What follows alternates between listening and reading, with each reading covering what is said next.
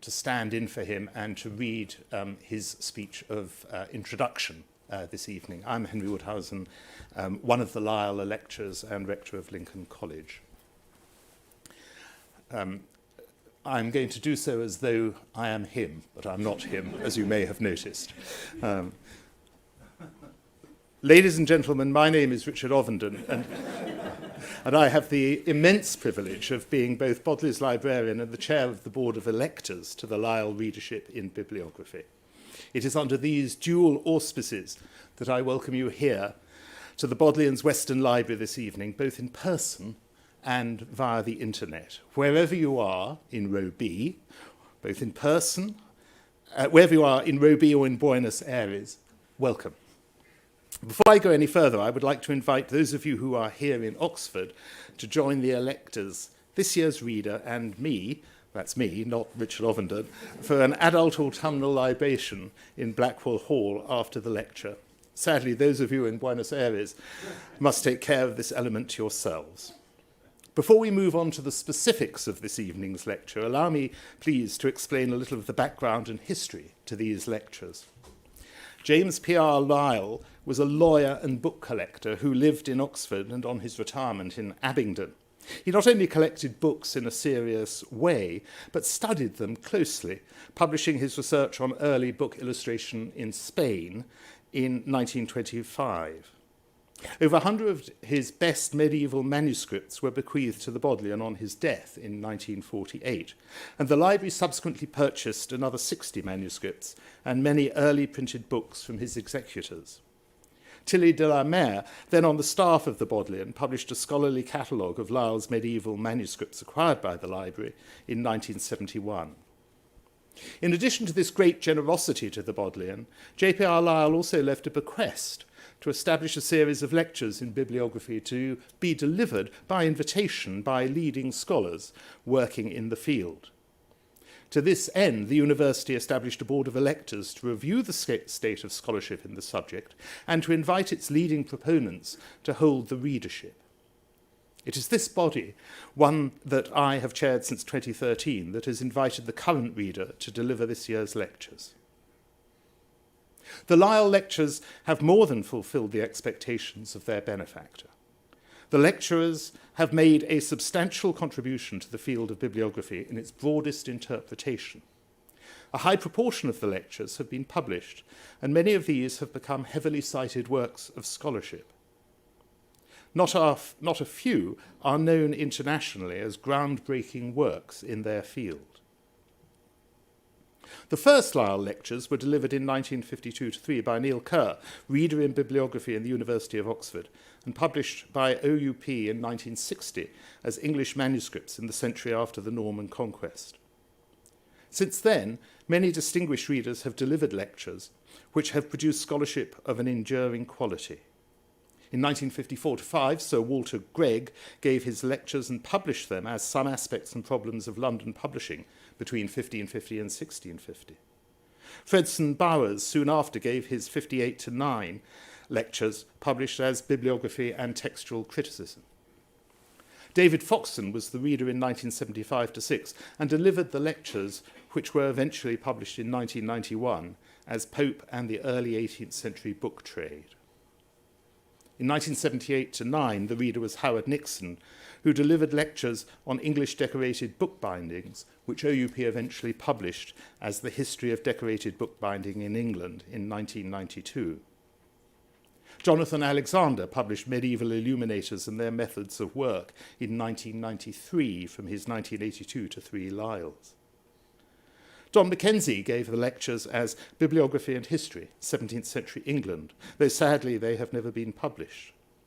The following year saw Elizabeth Eisenstein deliver hers on Grub Street Abroad, aspects of the French cosmopolitan press from the age of Louis XIV to the French Revolution.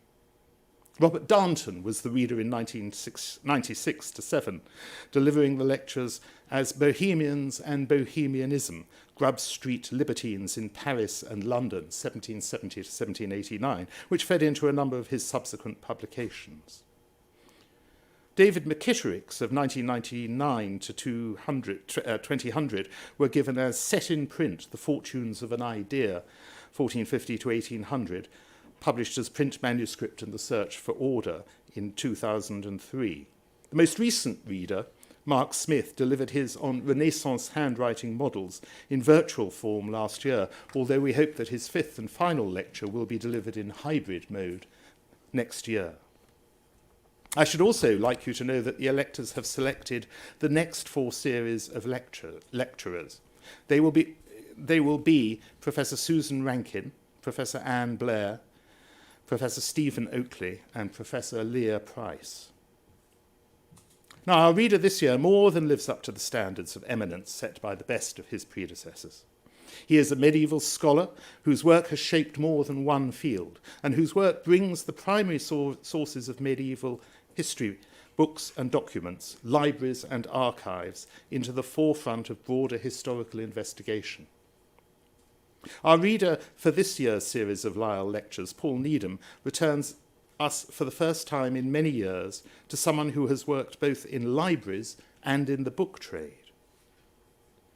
Paul Needham was an undergraduate at Swarthmore College and did his doctorate at Harvard, then worked at the Huntington Library for a year before moving back east to the Pierpont Morgan Library, which he joined in 1971, for a memorable 19 years before jumping nimbly over the fence to join the book department at Sotheby's in 1990.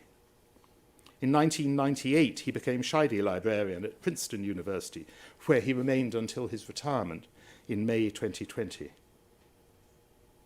Whilst at the Morgan in 1976, he co-curated the major exhibition William Morris and the Art of the Book, together with John Dreyfus and John Dunlap, producing the exhibition catalogue, which remains a major work of reference.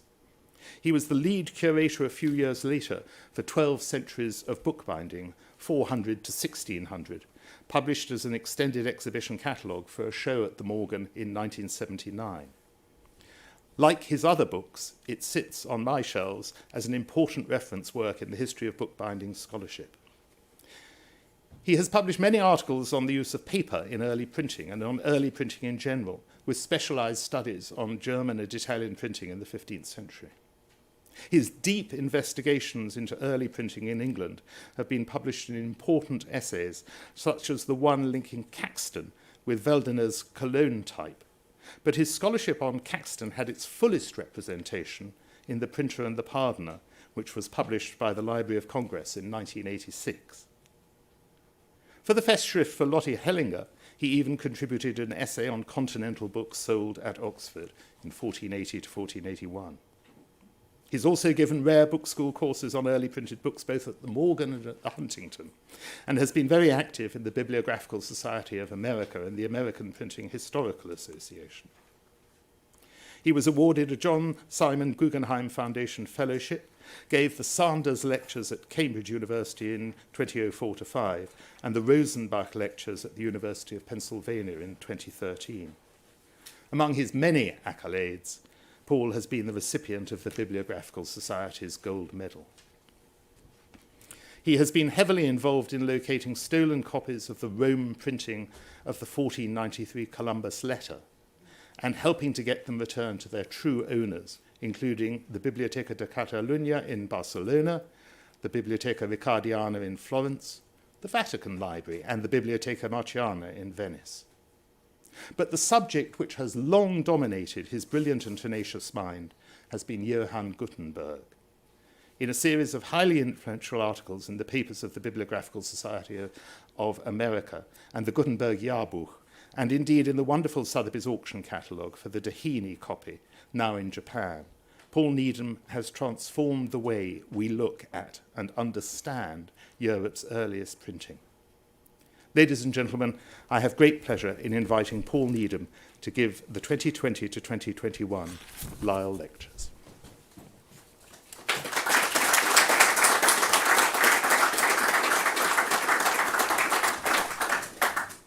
Well, thank you, Richard, I must say, for the very kind words, and I have to express my gratitude to the electors. But I had no idea how hard you were going to make me work. there are areas that one spends a lot of time with and begins to feel rather comfortable with. And for me, certainly the Gutenberg Bible is one of those areas. And yet the moment it comes to writing words down on the page, sort of like storm clouds, all one's ignorance comes sweeping up across the horizon. And you're in a kind of a battle, not to sound foolish. Now, I'm grateful, as always, to the many generations of scholars of the Latin Bible and of early printing. And I just want to mention one name that I cherish, and that is the late Gerhard Povitz, a great scholar, died recently of great modesty. And I also want to thank two friends who carefully read to their benefit drafts of my talks, Laura Light and Eric White, who of course have no responsibility for the mistakes that you may be about to hear.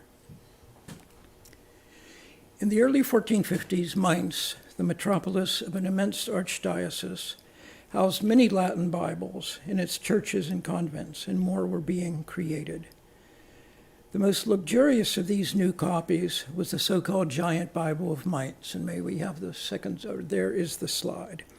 Now in the Library of Congress, through the generosity of Lessing Rosenwald. It's an atlas codex in 2 volumes, written by a single scribe in textura quadrata formata of high quality, on vellum leaves measuring nearly 58 by 41 centimeters. The anonymous but talented scribe recorded the progress of the commission, begun in early April 1452 and finished early July 1453, by writing completion dates in a small hand at the end of most books. All but one were scraped away as part of the finishing processes of the work, but the Library of Congress's conservation department was able to retrieve most of these under ultraviolet and raking light, and Christopher de Hamel has made a detailed study of them. The pages were laid out in double columns of 60 lines. May we see the third slide? Over 66 weeks, the scribe wrote the text of the Bible with its many prologues in something over 97,000 lines, an average of about 1,500 lines, or 12 to 13 pages per week. A second Bible, may we see the fourth slide, commissioned by the Brethren of the Common Life of Butzbach, was written less formally on royal paper sheets, that is, with the leaves measuring about 40 by 29 centimeters. It is in a Mainz binding, and a note on the lower paste down records that the volume was completed on 19 September 1454. We have a second slide of it, and gives the prices for paper, writing, illumination, and binding to a total of a little over 21 florins. One scribe wrote the Old Testament, a second the New. That second scribe wrote another royal folio Bible, that would be the 6th slide, please, which survives in the City Library of Mainz. It too must date to the early 1450s and was made for the Collegiate Church of St. Stephan. A fourth Bible, next slide, please, almost certainly written in Mainz in the early 1450s, the first volume only surviving, was written on chancery folio paper sheets, that is, with leaves measuring about 30 by 21 centimeters, and unusually was written in long lines rather than double columns. It belonged to the parish church of Bischofsheim on the north bank of the River Main, a short walk from Mainz. A fifth Mainz Bible, overlapping in time with these, had no scribes. It was fashioned by workmen who assembled text by picking rectangular metal castings terminating in reverse raised letter shapes from hundreds of boxes of characters, setting them side by side to form lines of text in mirror image. By additional processes not previously known in Europe, the lines were made up into pages of type, as those castings are called. And those type pages were stamped with viscous ink and printed off under the pressure of a screw-driven plate onto sheets of both royal-size paper and vellum, eventually producing hundreds of stacks of sheets bearing Bible text, which could be gathered into many dozens of individual copies of the Latin Bible. There would have been some 58,000 printed sheets to be kept in order if we suppose the number of copies printed to have been 180, a figure reported by an early witness. This fifth Bible is, of course, what we call the Gutenberg Bible. It would better be named the Gutenberg First Bible, but Gutenberg Bible is now so firmly rooted that it is convenient to continue to use it. In shorthand, it is often simply called B42, 42 referring to the number of, to the number of lines in its double columns. The fact that the Gutenberg Bible was made in so many nearly identical copies means that even our vocabulary, referring to it as a fifth Mainz Bible of the 1450s, is seriously misleading. The fifth Mainz Bible is a hitherto unimaginable horde of Bibles. Any particular copy of the Gutenberg Bible is more accurately to be seen as a single sample of a project of, say, as we've suggested, 180 copies, as is true of any copy of every printed book. If we were to select just one copy of the Gutenberg Bible and place it alongside the 4 other handwritten Mainz Bibles, we could make many fruitful comparisons. 3 of the 5 would be the same size, royal folio.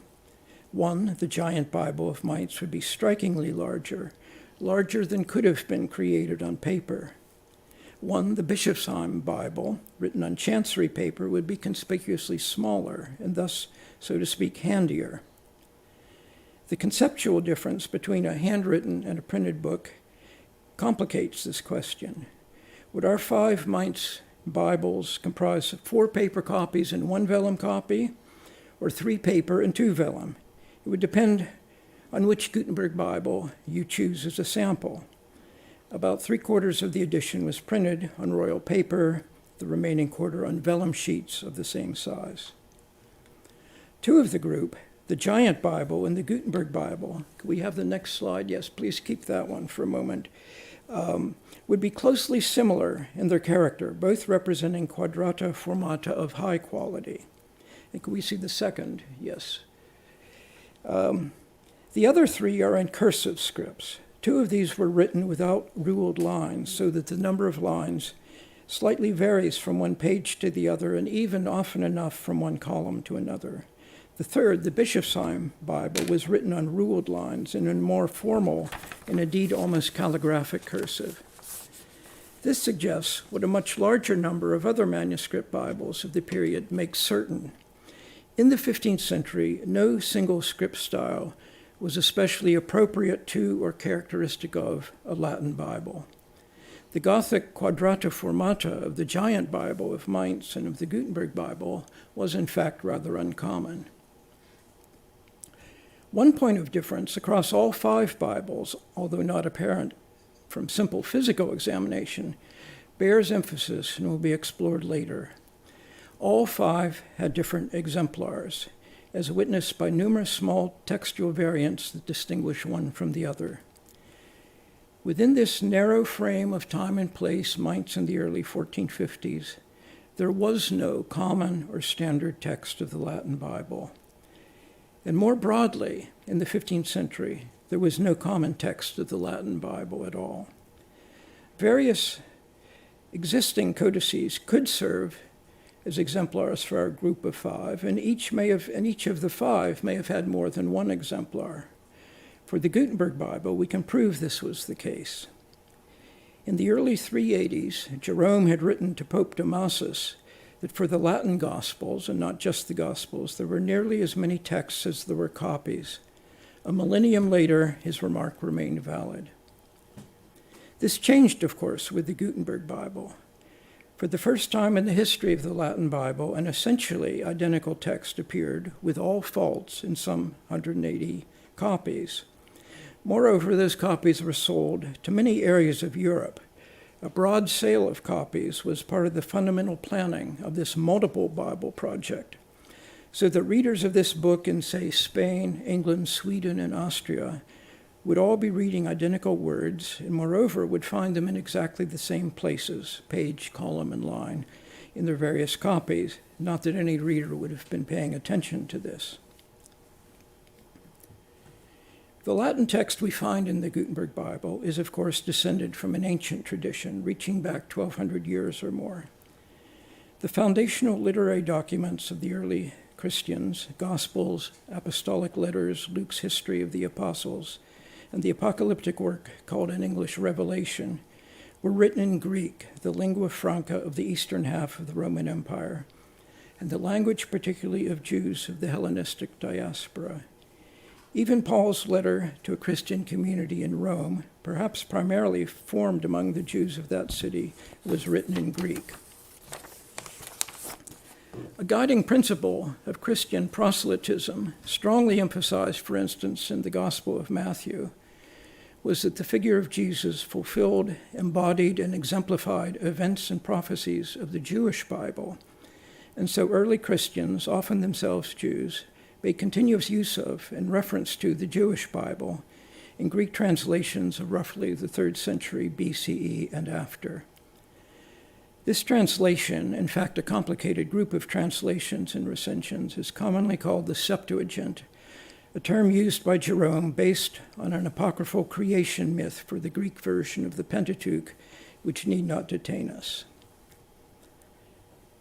As Christian communities took root in the Latin-speaking areas of the empire, unsuccessfully repressed by sporadic imperial persecutions, communicants needed their sacred books in the language they spoke. By the early 3rd century, there is substantial evidence for the existence of Latin versions of the Bible's books, both Jewish, that is, the Old Testament, as Christians would call it, and Christian, the New Testament, as quoted in the Latin tractates of Tertullian of Carthage.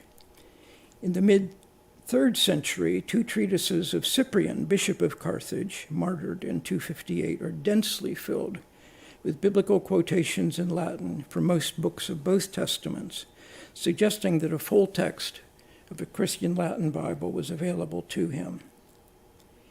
In composite, these versions preceding the revisions and translations made by Jerome in the late 4th and early 5th centuries are known as the Old Latin Bible.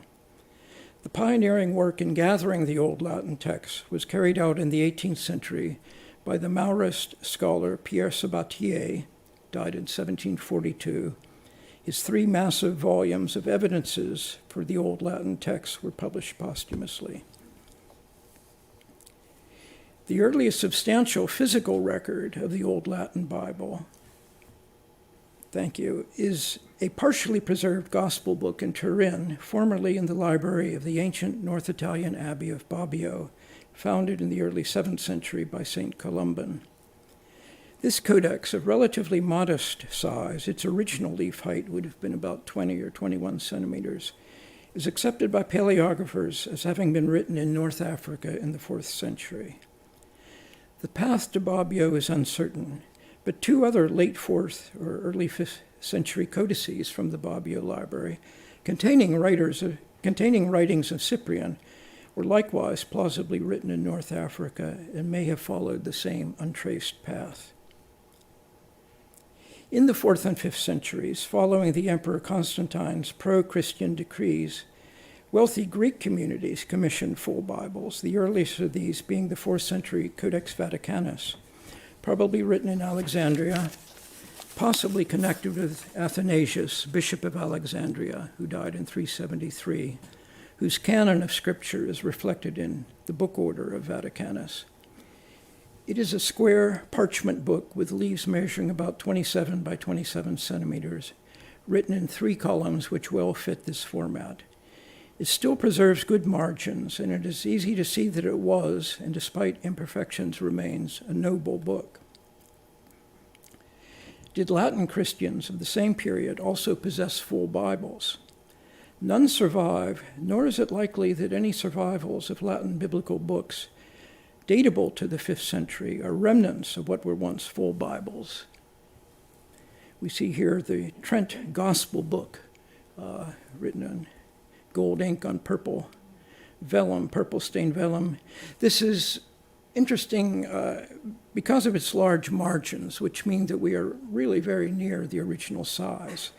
Now, of course, this is just the kind of Christian book that the ascetic Jerome deprecated. Uncertainty is inevitable because of the fate suffered by most of the earliest witnesses to the Old Latin text. Their codices were either at a relatively early time, 7th to 9th centuries, palimpsested, that is, washed and scraped for reuse as the support for later codices, or if they survived into the late Middle Ages and early modern era, were discarded from their libraries, persisting, if at all, only as construction materials for bindings and document wrappers. The monastery of Bobbio, though bringing into its library in the 7th and 8th centuries a considerable number of very early Christian codices, soon disposed of many by palimpsesting. Its scriptorium was also an abattoir.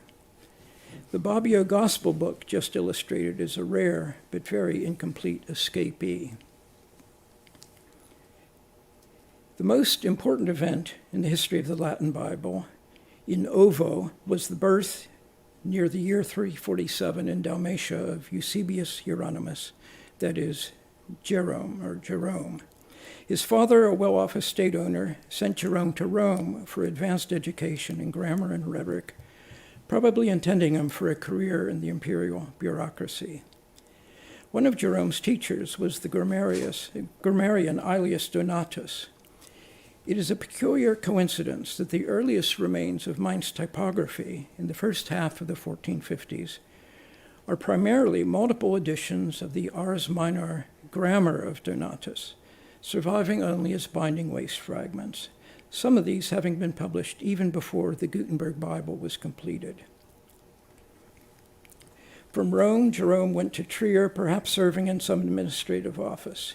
He soon abandoned Trier and secular ambitions following a dramatic conversion that led him to dedicate himself to ascetic Christianity and Orthodox apologetics. Travels in the next years took Jerome to Aquileia and then to Antioch, where he was patronized by Evagrius, who had similarly abandoned the imperial cursus for Christian service. While in Antioch, Jerome intensively studied both pagan and Christian Greek philosophy. For some years, he lived the life of a hermit, but a very well-connected hermit, in the desert of Chalcis in northern Syria, east of Antioch and Aleppo. In 380, he moved to Constantinople, where he formed fruitful contacts in both imperial and ecclesiastical circles. He earned a high reputation as a Latin writer, unusually learned in Greek Christian theology, especially that of the Alexandrian scholar Origen, many of whose writings Jerome translated. He translated also the Historia Ecclesiastica of Eusebius of Caesarea, adding a continuation from 324 to his present, which emphasized events in the Latin West, including a commendation of Donatus Grammaticus, Praeceptor Meus. By Jerome's own testimony, already in the 370s, he had interested himself seriously in both the vernacular language, Syriac, and in Hebrew. His preface to the Eusebian Chronicle, addressed to two Constantinople friends, shows that he was already engaged in questions of translation of the Bible and of the conflict between two approaches to translation, word by word, as against sense by sense. His preface also shows familiarity with the great reference work on the Greek Bible, the Hexapla of Origen, on which a few more words shortly. In 382, Jerome traveled to Rome. Back in Rome, for the first time since his student days, he won the respect and patronage of Pope Damasus and of other aristocratic Romans who were interested in the monastic ideal of holy living, most notably a wealthy widow, Paula, and her daughter, Eustochium. Jerome's first work on improving the available texts of the Latin Bible came when, at Damasus's urging, so Jerome's prologue informs us, he revised the Latin Gospels by comparing them against the verity of their Greek sources. He referred to this labor as creating a new work out of an old, novum opus, and accurately forecast the criticisms he would suffer from those accustomed to the familiar Latin text, a theme that would arise again and again with subsequent translations and revisions. His letters to another wealthy aristocratic widow, Marcella, show that Jerome was already studying the Hebrew Bible intently in Rome, with such immersion that, as he wrote, his own Latin grew a little rusty. He borrowed Hebrew rolls from a Roman synagogue and consulted with Jewish authorities, as he continued to do in the next decades. And he also studied Origen's hexapla. The hexapla, could we go to the next slide, please? Yes. The hexapla, laboriously compiled by Origen in the early 4th century, presented in parallel columns, for the most part word by word, the Hebrew text of the Old Testament alongside both the Septuagint text and 3 later Greek versions, attributed to 3 figures, Aquila, Symmachus, and Theodotion, about whom very little is known with certainty. Some portions of the hexapla added columns for still other Greek versions, similarly aligned with the Hebrew. We do not know how many copies were made and where of the hexapla, which would have been massive, but it seems that Jerome was able to consult it in Constantinople, in Rome, and later in Bethlehem. Origen's original copy in Caesarea was first written on papyrus, but as Jerome was aware, in his own time, the bishops of Caesarea were having the hexapla and many other of Origen's writings recopied to costlier but more durable parchment. Only scattered small fragments of several copies survive in palimpsest, one of which you see here, discovered in the Cairo Geniza, now in Cambridge, is an ancient copy. And of course, the hexapla are just the shadows at the top there of sloping Greek letters. With the death of Damasus at an advanced stage at the end of 384, Jerome lost his most powerful patron, and this unleashed aristocratic enemies who had suffered from his barbed tongue, lacerating the hypocrisy of their too easily professed Christian faith. With Paula and Eustochium and other supporters, Jerome left Rome and moved to the eastern Mediterranean, finally settling in Bethlehem. Although this location was remote, Jerome's letters document an extremely active and wide-ranging network of correspondence, the most prominent of whom was Augustine in North Africa. The Oxford scholar Cuthbert Hamilton Turner, himself a notable stylist, wrote in 1931 that Jerome's letters, as he said, are an exquisite model of Latin writing, and one may almost say that no one who has not read them knows of what the Latin language is capable. Turner qualified this, however, adding, marred though many of them are by grave faults of taste and temper. Perhaps we may say that in Turner's eyes, Jerome was not quite a gentleman.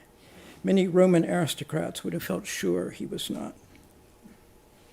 Before leaving Rome, Jerome had edited or amended the Latin Psalter for Damasus, but no trace of it is known, and it may well not have been published. Then in Bethlehem, at different times and in the midst of much other literary work, Jerome began a series of new Latin translations of many biblical books.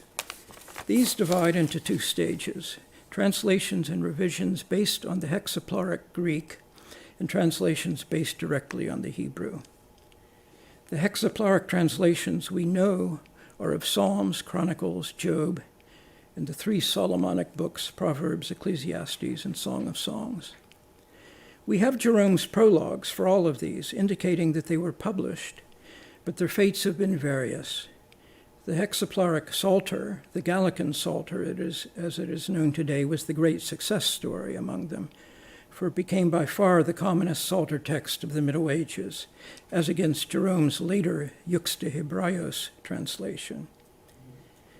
Hexaplaric Job is preserved in only 3 witnesses, one of which is here in Bodley, in the fine 12th century Aucht Bible, or St. Hugh's Bible.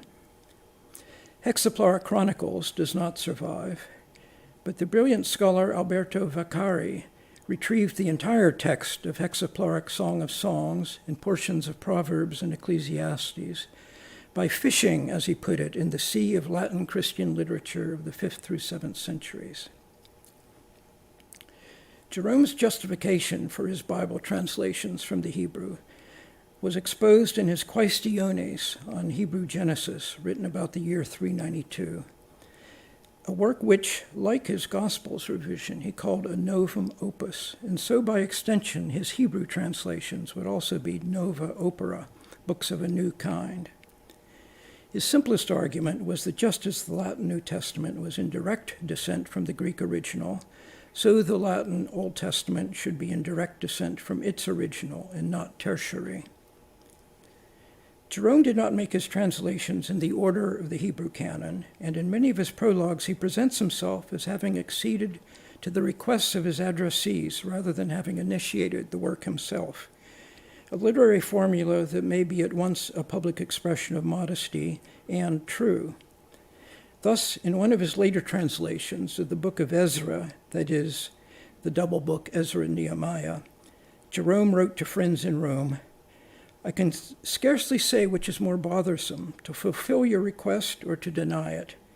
I can hardly refuse your demand, yet it will only unleash on me a new round of invective. For 3 years you've been asking this of me. Why can't you just make do with what is already available in Greek and Latin?" But of course, in writing the letter, Jerome had already fulfilled his recipient's implorings, and he continued with a contradictory request. "I beg you, my dear friends, not to publish this work, but to keep it for your private reading. Do not feed it to the envious, who can criticize others but contribute nothing themselves. However, if there are others of good will who will not be displeased, do send it to them, but take special care that the Hebrew names be spelled carefully and correctly. In other words, do not publish it, but yes, publish it." Jerome was not strict about staying within the Hebrew canon. He agreed to translate non-canonical Tobit from Aramaic, writing to the North Italian bishops Chromatius and Heliodorus, "I have done this only because you begged me to, not from any enthusiasm," stating that he spent but a day on it, having found a Jew who was master of both Aramaic and Hebrew to help him. He dealt similarly with Judith, writing, apparently to the same 2 bishops, "I gave only an evening to this work, laying aside other labors that were preoccupying me." And scholars have noted that Jerome's versions of Tobit and Judith are, in fact, revisions of the Old Latin text. In translating Esther, Jerome appended to the Hebrew text all the supplementary narratives found only in the Septuagint. Likewise, in translating Daniel, he kept, moving them to the end, the Greek tales of Susanna and the elders and of Bel and the dragon that accompanied Septuagint Daniel. Thus, at Jerome's death in 420, separate translations of the Gospels and of different Old Testament books or groups of books had been sent to readers, especially in Rome, over the course of 15 years or more, each going its own way along paths that are now invisible. At this time, these different translations were not yet the medieval Bible that we call the Vulgate, but rather major ingredients or building blocks for what eventually and gradually became the medieval Bible. Meanwhile, and with even more obscurity, a revised version of the remaining components of the Latin New Testament, the Pauline letters, Acts, the Catholic letters, and Apocalypse, as we will call it, had also been published. Recent scholarship, especially that of Bonifatius Fischer, has conjectured that this editor was an obscure Rufinus of Syria, a disciple of Jerome in Bethlehem, whom about the year 399 Jerome sent to Rome. Thus, conjecturally, booksellers in Rome in the early 5th century would have had access to an entire New Testament in the revised form that we find in medieval Bibles. The greater part of 3 centuries lies between Jerome's death and the first completely surviving Bible to present the text of his revisions and translations, what can be called approximately the Vulgate Bible. This is the Codex Samutinus, one of the greatest treasures in a house of treasures, the Biblioteca Medicea Laurentiana in Florence. It was created in the early 8th century under the aegis of Ceolfrid, joint abbot of the twin Northumbrian monasteries of Wearmouth and Jarrow. It is an artifact of monumental dignity, consisting of 1,030 leaves, measuring about 50.5 by 34 centimeters, written in double columns of 44 lines, in careful uncial, by at least 7 scribes, each provided with a separate set of quires and texts. The biblical texts were written in sense lines, what Jerome in his prologues to Isaiah and Ezekiel called percola et comata. This, as he wrote, made for easier reading, each line being a distinct phrase. Samutinus is one of 3 large Bibles that were created at Ceolfrid's order, one intended for each of the twin monasteries, and the third and finest, the Samutinus, destined as a gift from Ceolfrid to the newly elected Pope Gregory II in Rome, who was elected in May 715. Bede, a monk of Jarrow during the years in question, refers in detail in his History of the Abbots to Ceolfrid's 3-Bible project, as does the anonymous Life of Ceolfrid. We are told that throughout his abbacy, Ceolfrid worked steadily to strengthen the libraries of both houses. Bede specifies that the 3 Bibles Ceolfrid had made were of the, what he called, new translation, whereas Ceolfrid had earlier brought back from Rome a Bible of what he called the old translation. It is striking that 3 centuries after Jerome's death, his biblical revisions would still be naturally referred to as new. The elderly Ceolfrid and a large retinue of companions set out for Rome with their massive Bible in the summer of 716, but in September, Ceolfrid died underway in Long. A contingent of his companions continued on to Rome, presented the Bible, and received Pope Gregory's thanks for the precious gift.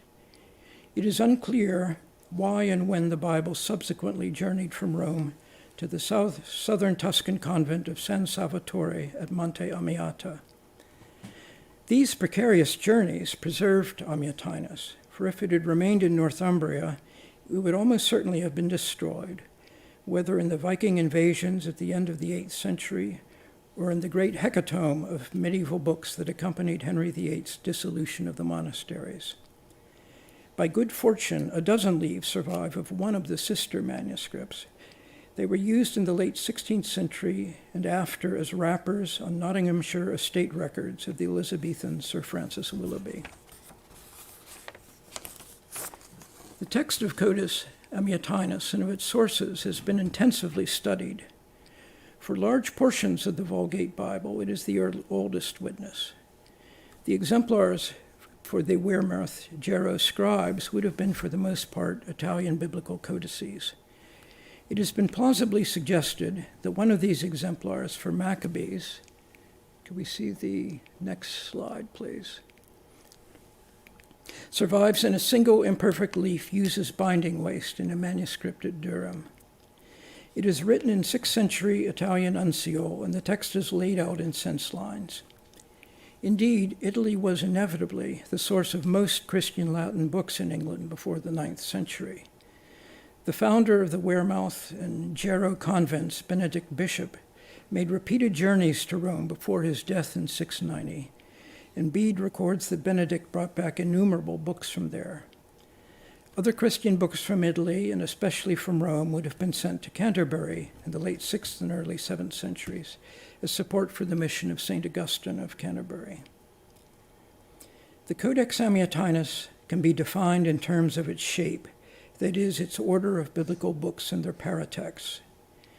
There is a detailed account of its contents, accounting for every page in the first volume of the Catalog of Illuminated Bible Manuscripts in the Lawrenciana, published in 2003.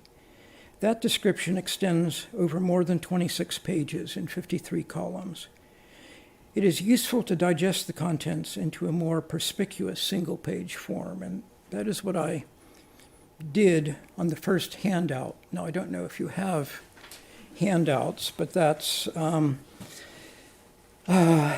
can maybe call it the Needham formula for giving the contents of Latin Bibles. The principle is that each common sequence of text is given a separate paragraph, such as Pentateuch or Joshua, Judges, and Ruth, and that the prologues are listed within this same framework directly preceding the book or group of books to which they are attached. That is, they are not pulled out, as they are in many recent German catalogs of medieval manuscripts, for a separate listing that divorces them from their positions in the volume. The list of the biblical books is obvious. Note that Samutinus does not contain Baruch, a text which in the Septuagint followed and is closely connected to Jeremiah. Jerome's prologue to Jeremiah states specifically that he passed it by. However, Samutinus, like essentially all subsequent full Bibles, did not restrict itself only to Jerome's translated books. The books Wisdom, Ecclesiasticus, and Maccabees, untouched by Jerome, are all present in revised versions of their Old Latin text, the place and time of these revisions being uncertain.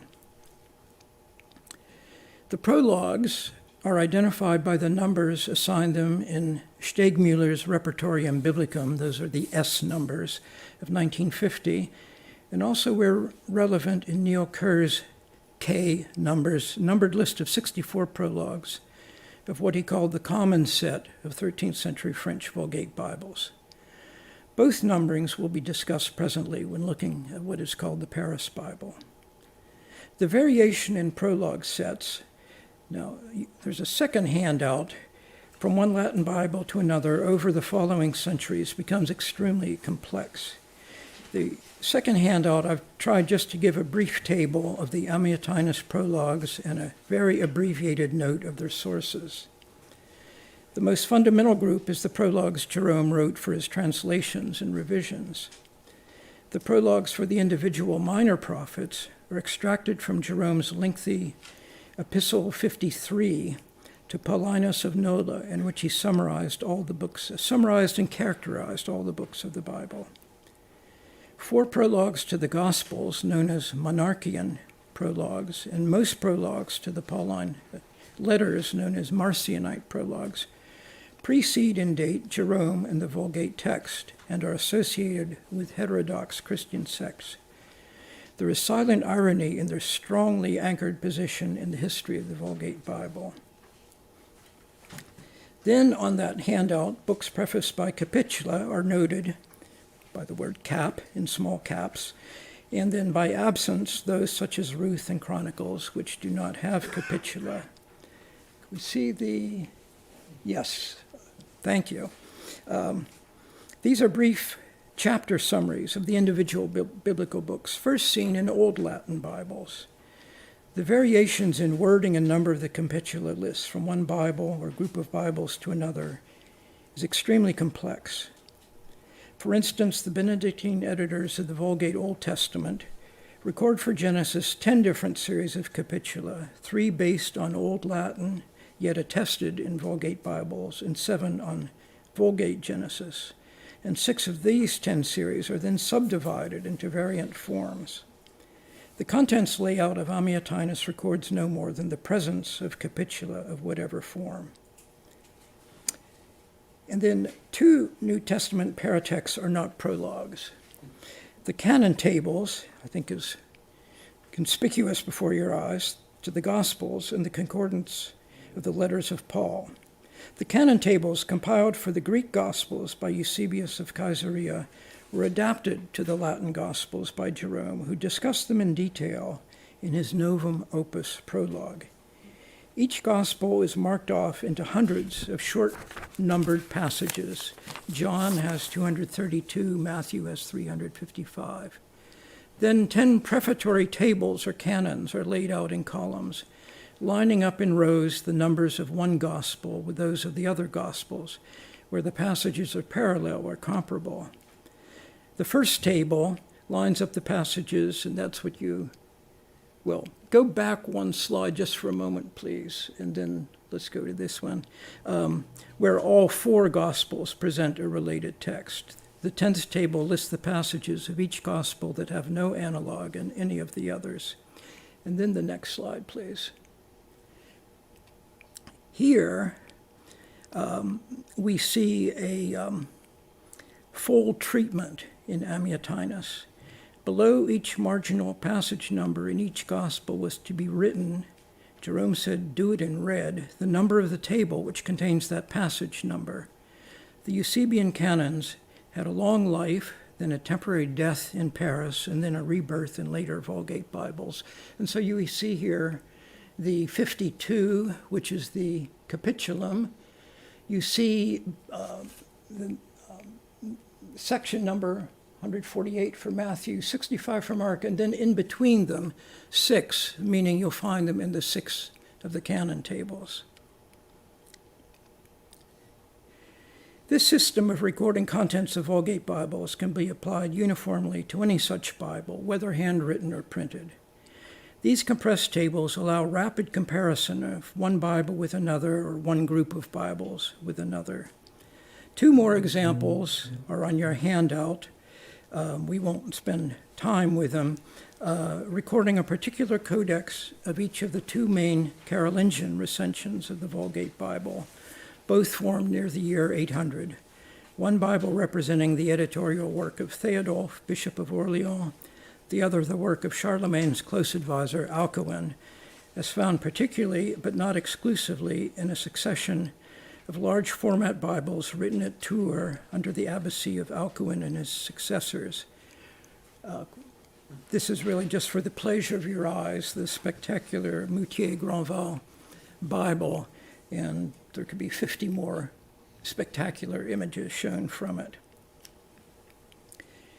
There are 2 major and complementary scholarly editions of the Vulgate Bible based on the oldest surviving witnesses, what we will call the Rome Old Testament and the Oxford New Testament. The Oxford New Testament is the older project of the 2, initiated in the 1870s by John Wordsworth, grandnephew of the poet, at the time Fellow of Brasenose and subsequently Bishop of Salisbury. It was issued in fascicles, later gathered into 3 volumes covering the Gospels, the Pauline letters, and the remainder of the Testament. The first fascicle appeared from Oxford University Press in 1889, and the last in 1954, 65 years. Wordsworth died in 1911, and many other scholars contributed to the work, most notably Henry Julian White, who died in 1934, sometime Fellow of Merton and later Dean of Christ Church, who worked on the project for fully 50 years. Plans for the Rome Old Testament began in 1907 under papal support as a Benedictine project. Emulation of the Oxford project was undoubtedly an important motivator. The chief editor until his death in 1934 was Dom Henri Quentin, who in 1922 published a preliminary memoir on the text of the Octateuch that included a still useful overview of the manuscript and early printed versions. Volume 1 of that project, Genesis, was published by the Vatican in 1926, and Volume 17, Maccabees, in 1995, so 69 years. There is a striking difference between the 2 projects. The Oxford editors were focused on one thing, the establishment of an authentic text. The Rome project, under Quentin's influence, tried also to trace, through a carefully organized, stratified apparatus of variants, the broad outlines of the history of the Vulgate text. The Oxford apparatus is less carefully organized, complex, and overloaded sometimes to the point of confusion, as even dedicated scholars of the Vulgate text have complained. This leads us back to the Gutenberg Bible. As part of its stratified history of the Vulgate text, the Rome apparatus consistently records the readings of the Gutenberg Bible and of a selection of 16th century printed editions, culminating in the papally authorized Clementine edition of 1592. In Oxford, the Gutenberg Bible could easily have been consulted, of course, but Wordsworth would have seen no point in doing so, as it manifestly lacked textual authority. The Oxford project does list some 28 15th and 16th century print editions that were cited at what they called difficult passages, but these sporadically occurring citations are unanalyzed and perfunctory, essentially useless. With regard to the transmission of the Vulgate text from the earliest witnesses to the Gutenberg Bible, the Rome Old Testament also records the readings of 3 13th century manuscripts that were taken to represent what is now called the Paris Bible. One is Paris Mazarine Manuscript 5, which was believed incorrectly, as we will note in the second lecture, to date to the early 14th century and to have been used by some Paris theology master. and 2 Bibles at the Bibliothèque Nationale, one from the Dominican House of Saint-Jacques, dating to the mid-13th century, the other from the College of Sorbonne, with a scribal date of 1270. These are grouped in the apparatus under the siglum Omega. Quentin saw these 3 manuscripts as representing a Paris University Bible, but the implication that the Bibles of this form had official approbation of the university has been long disproved. The Paris Bible was, however, whatever its origins, a new and widely influential form of the Vulgate Bible. For the first time, we find a large group of Bibles, hundreds in fact, that all have, with very minor deviations, the same textual shape or profile, which can be represented concisely in this handout, your last handout. And so I call it Paris Bibles rather than any one manuscript. This sequence of biblical books and associated prologues is not found in earlier Bibles, and it can be said that even the concept of a standardized order of books and prologues did not exist before the Paris Bible. Samuel Berger's indispensable Histoire de la Vulgate of 1893 lists more than 200 different sequences of the Old Testament books in pre-13th century Bible manuscripts, the large majority starting with Octateuch and the 4 books of Kings, after which a multitude of variations ensue. Now, can we see the next slide? Yes. We will have periodically now a couple of images of a Paris Bible, this one in the Scheide Library in very fine condition. The order of the biblical books in the Paris Bible is, with small differences, that of the Gutenberg Bible. And from the Gutenberg Bible, this profile was passed to most early printed editions and onward to most modern editions in Latin or in vernacular languages. The chief difference is that in modern editions, the Gospels are followed by Acts, not the Pauline letters. Paris Bibles include Baruch, which was part of the Theodulfian recension, but not the Alcuinian. They also include 3 Ezra, a book hitherto very rare in the Vulgate tradition. It is a translation of the Septuagints, the book they call Esdras A or Alpha, whereas 1 and 2 Ezra on this text layout is Jerome's translation of Hebrew Ezra, whose Septuagint equivalent is Esdras B or Beta. Although Ezra is a single book in both Hebrew and Greek, as Jerome noted in his prologue, in the Vulgate tradition it was commonly divided into 2 books, and in Paris Bibles, the second book is regularly titled Nehemiah, and not as earlier 2 Ezra. Do we see? Yes, there we are, Incipit Nehemias Propheta. In the Paris Bible, 2 Chronicles regularly ends with a non-biblical text, the Prayer of Manasseh. This is an apocryphal, penitential prayer of the idol-worshipping Manasseh, king of Judah, which is written continuously. Can we go to the next slide? If you go over there, do you see the little brown ink hook in the left column, which marks just the beginning of the Prayer of Manasseh?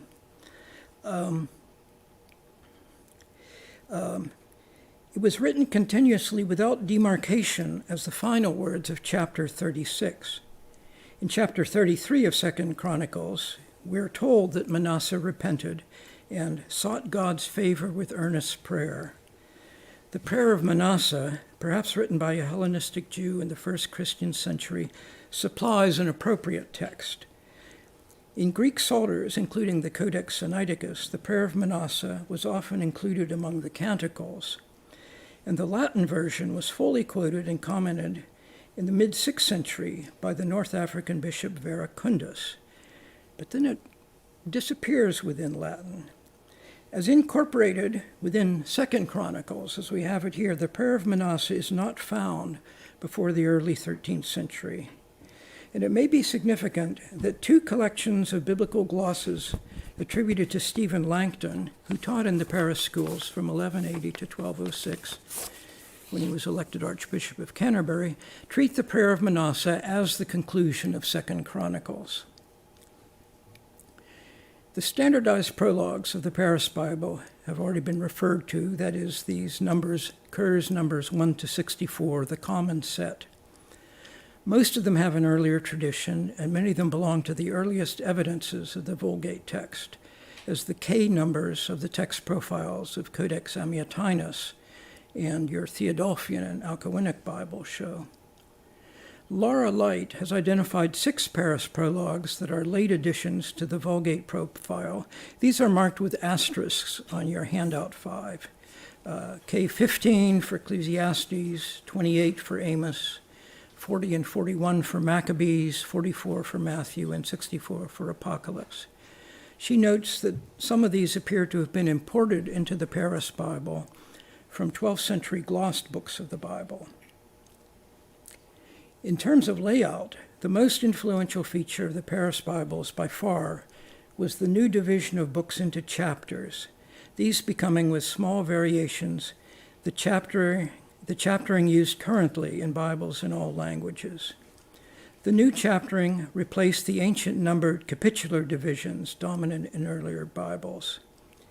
In 13th century Paris, this innovation was seen as originating with Stephen Langton.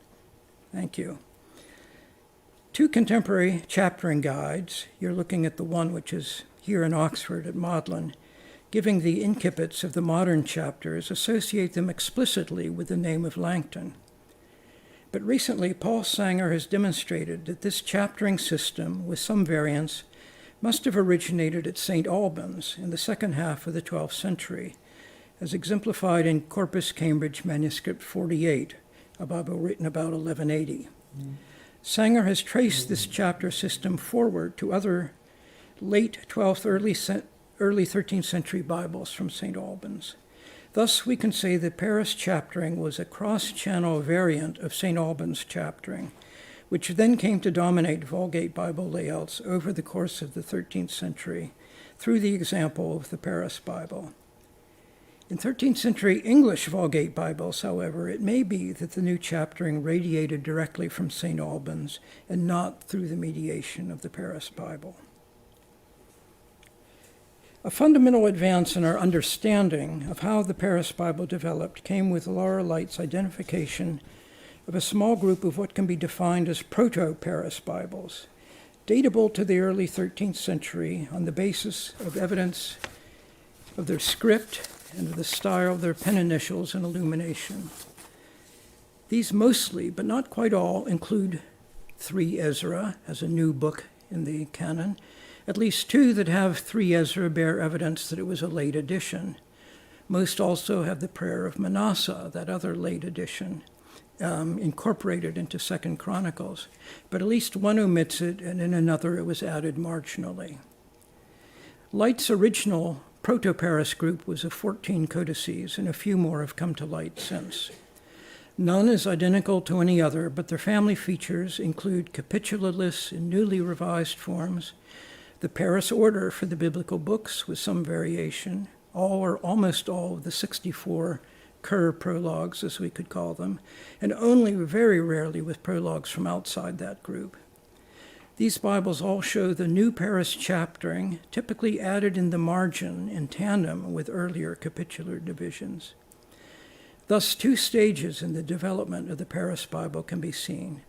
A first Proto-Paris stage of the first decades of the 13th century, and a second stage of roughly 1230 and after, with the omission of capitula lists and of capitular divisions, with full incorporation of Paris chaptering, that is, making chapter initials, and with a greater regularization of book and prologue order. In the formulation of this new prologue group, 2 authentic prologues of Jerome were removed, those to Psalms and Gospels, both addressed to Pope Damasus. One other prologue to note is the first, K1, which is not really a prologue, but is rather the full text of that already mentioned letter that Jerome wrote to Paulinus of Nola, from which extracts were used to create minor prophets' prologues, short prologues. This prologue does not appear on the handout I gave you of the very early Alcuin Bible, St. Gall's 75, but it did become a standard feature in later Alcuinic Bibles and spread very widely. It was not a new feature of the Paris Bible. This definition of the Paris Bible leaves aside the question of the text itself, which in principle is, or rather could be, independent of the Paris Bible's external features. Paris Bibles as a group have in fact a considerable number of distinctive textual readings, often quite minor, such as transposition of words, change of a preposition, a word added for emphasis, that appear to be new, that is, are not attested in the older traditions insofar as these are recorded in the Rome Old Testament apparatus. Potentially, any reading in the apparatus of the Rome Old Testament whose earliest witness is within the 3 manuscripts of that Paris Omega group is a distinctive Paris Bible reading. For the New Testament, by contrast, the slate is blank. The Oxford editors did not examine any Paris Bibles. The sole 13th century Bible collated by the Oxford Project is English, dated 1254 by its scribe William de Hales. Its order of books and prologues differs conspicuously from that of the Paris Bibles, and there is no reason to expect its readings to reflect the Paris Bible tradition. Don Quentin's 1922 memoir on the text of the Octatuque gave a key to the Paris text based on 13 of its characteristic variants drawn from Genesis 18, Leviticus 5, Numbers 6, Joshua 2, Judges 2. This is a small group indeed, confined to 5 books of the Bible, but it does have predictive strength. A high Quentin score, that is agreement in 11 or 12 or all of the variants, correlates closely with the Bibles that have the Paris Bible shape. For any Bible of the 13th century and after, it is always useful to record its Quentin score and to note specifically which of its readings are not Paris by this definition. Paris Bibles apart, we have very little useful data on the text of 13th century Bibles, a period that saw a dramatic increase in Bible production. This includes a large number of what are called portable Bibles, hardly seen before, single volumes handy enough that they were clearly intended for personal use, for instance by the new mendicant orders. Though portable Bible itself, it should be noted, a term used constantly, has no clear-cut definition. The number of 13th century Latin Bibles surviving almost certainly exceeds, and probably by a large margin, the total of all preceding centuries, but the absence of reliable censuses does not allow exploration. One partial comparison can be given. Neil Kerr's medieval manuscripts in British libraries describes, from a wide variety of smaller collections, some 110 Latin Bibles. Of these, he dated 5 only to the 12th century, all English, 89 to the 13th century, 5 to the 14th century, and 11 to the 15th century. Of the 13th century Bibles, he localized 45 to England, 36 to France, and 8 to other places. Of the 14th century, his 5 examples, 4 are English, 1 Netherlandish. Of the 15th century Bibles, none is either French or English. The sample was evidently not random, but if we had similar approximate information from other collections, and especially the great libraries of Britain and the continent, solid ground would begin to form. If we possess the text profiles of, say, 500 or more of these Bibles, as presented on your handouts, we could begin to think. We do know the Paris Bibles, as defined, form a very numerous 13th century group. In his classic posthumous study of manuscript painting in Paris during the reign of St. Louis, Robert Brenner recorded some 175 Paris Bibles, but these were the byproducts of his focus, Parisian illuminators' shops. A large number of other Paris Bibles, not examined by Brenner, appear in one catalog after another. Several useful but not fully documented overviews of 13th and early 14th century Bibles, for instance in Italy, have shown that the Paris Bible shape spread to other centers, but not absolutely dominatingly, and often with modifications, particularly in adding prologues. Within this cloudy picture of Latin Bibles in the late Middle Ages, it is inevitable that the text of the first printed Bible, the Gutenberg Bible, should be compared with that of the 13th century Paris Bible. the Paris Bible was the only late text form or recension for which we have good data. And indeed, in the textual apparatus of the Rome Old Testament, we have a massive quantity of raw data, allowing readings of the Gutenberg Bible to be consistently compared with that of the Paris text as defined by the Rome editors. Quentin in 1922 stated, though very briefly, that the Gutenberg Bible's text represents what he called his university Bible form. This relationship was concisely but deeply investigated by a highly accomplished scholar of the Vulgate, Heinrich Schneider, in his 1954 monograph, Der Text der Gutenberg Bible.